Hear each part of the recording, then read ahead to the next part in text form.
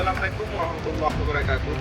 Terima kasih banyak kepada Bapak Presiden Prabowo Subianto yang telah mewujudkan keinginan kami, yaitu membangun jembatan penyeberangan, pembangunan jembatan Aramco, yang mana jembatan ini digunakan untuk anak-anak kami, yaitu anak sekolah, ataupun digunakan untuk mengangkut hasil pertanian dan yang ada di Desa Lutung, Kecamatan Mane, Kabupaten Gresik.